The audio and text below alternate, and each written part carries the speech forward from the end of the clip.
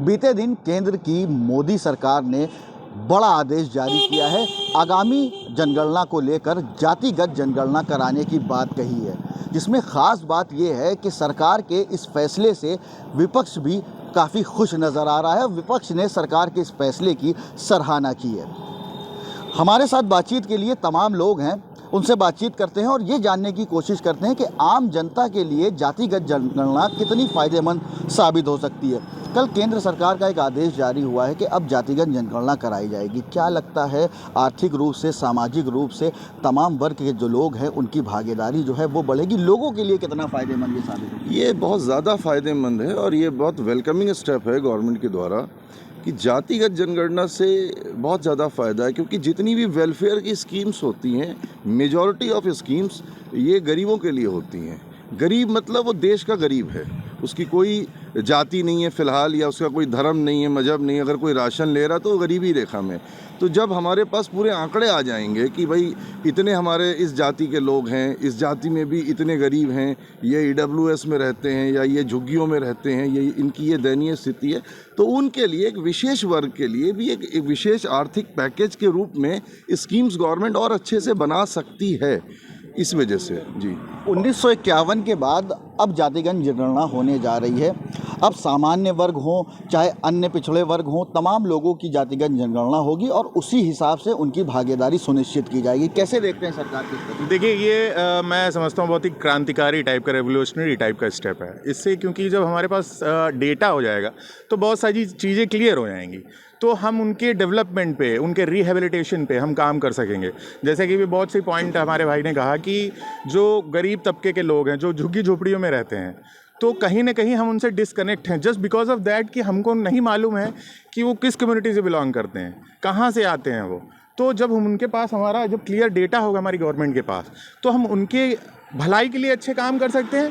Plus देखा जाए तो ये हमारे डेमोक्रेटिक के लिए भी बहुत अच्छा है, क्योंकि अगर आप उदाहरण लें बाकी देशों से, तो इतना डाइवर्सिफिकेशन किसी देश में नहीं है। हमारा देश बहुत डाइवर्स है, तो उस यूनिटी और इन डाइवर्सिटी का मतलब ही यही है कि जब तक हम आइडेंटिफाई नहीं करेंगे हमारे डाइवर्सिफिकेशन को, तो हम उनको यूनाइट नहीं कर पाएंगे। हम यूनाइट तभी कर पाएंगे अपनी कास्ट, अपने लोग और अपने धर्म, अपनी जनता को, जब हम आइडेंटिफाई कर पाएंगे कि जो हमारे समाज में अगर 50 लोग रहते हैं, उस 50 में 25 किस धर्म के हैं, 5 किस धर्म के हैं, किस जाति के हैं। जब ये आंकड़ा हमारे पास होगा, हमारी सरकारों के पास होगा, तब वो बहुत अच्छा कार्य कर सकती है, मुझे लगता है पूरे समाज के लिए। आरक्षण में भी काफ़ी बदलाव देखने को मिलेगा, क्योंकि जब डेटा, एक नया डेटा सामने आएगा, तो ऐसे में विकास को कितनी रफ्तार मिलेगी, आर्थिक रूप से समाज के जो पिछड़ा तबका है वो कितना ज़्यादा इसको मजबूती मिलेगी? ये सर बहुत सालों से चला आ रहा था, इस पे काफ़ी सरकारें लगी हुई थी, जिसमें से हमारे मनमोहन सिंह जी ने भी एक बार कहा कि इस पे होगा, लेकिन वो ठंडे बस्ते में चला गया।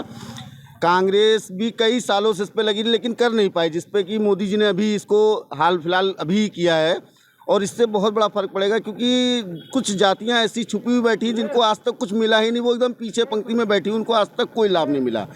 ये तो जो इनकी जनगणना होगी और इनको जब फ़ायदा पहुंचेगा तो बहुत देश हमारा आगे बढ़ सकता है, क्योंकि कुछ लोग इतने जानकार हैं लेकिन उनके पास शिक्षा का अभाव नहीं है, उनके पास रहने का अभाव नहीं है, तो इन सब चीज़ों को उनको फ़ायदा मिलेगा। खाली कि हम गरीबों के लिए सोचते हैं या इस जाति के लिए सोचते हैं, इससे अभी तक कुछ हुआ नहीं भला। तो जो चीज़ चाहिए वो अब मिल पाएगा उन जातियों को, जो जातियां अभी तक बैठी हुई हैं। जैसे भूमिहार था, उनको बता दिया कि पिछड़े हैं या SC ST हैं, लेकिन वो बाद में ये हुआ कि ये ब्राह्मण हैं। तो ये चीज़ अब कायदे से हो पाएगी, क्योंकि जब सबसे पहले इसको अंग्रेज़ जब हमारे देश में लाए थे 39, शायद सन 1939 में लाए थे, तो वो भी नहीं कर पाए, क्योंकि उस समय धर्म आड़े आ गया।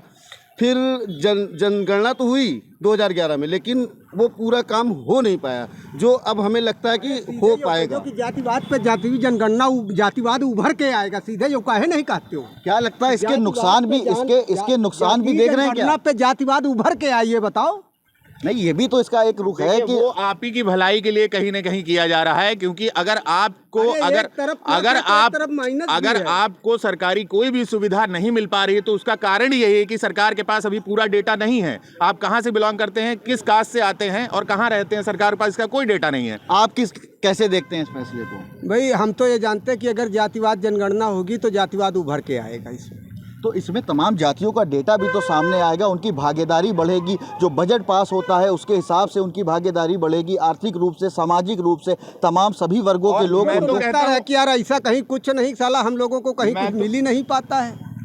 इसीलिए तो ये हो रहा है, आखिर जो गणना हो रही है इसीलिए हो रही है। और मैं तो कहता हूँ जातिगत जनगणना के साथ आर्थिक जनगणना भी होनी चाहिए, क्योंकि हमारे समाज में बहुत से ऐसी जातियों के भी लोग हैं जो कि आते तो उच्च कास्ट से हैं, आते तो उच्च जातियों से हैं, लेकिन वो आर्थिक रूप से मजबूत नहीं है। तो इसका क्या मतलब हुआ? ये इसीलिए किया जा रहा है कि हम उनको भी सशक्त कर सकें। माननीय हमारे मित्र जो अभी आपसे बोल रहे थे, ये खुद ही एक झुग्गी में रहते हैं, पीछे है, आपको प्रमाण देने की जरूरत नहीं है।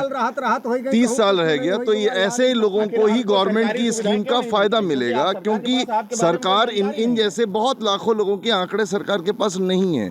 जब ऐसे आंकड़े आएंगे जातिगत जनगणना के माध्यम से, तो बहुत सारा डेवलपमेंट होगा। जैसे हमारे मित्र ने कहा कि रिहेबिलिटेशन होगा, बहुत चीज़ें हैं।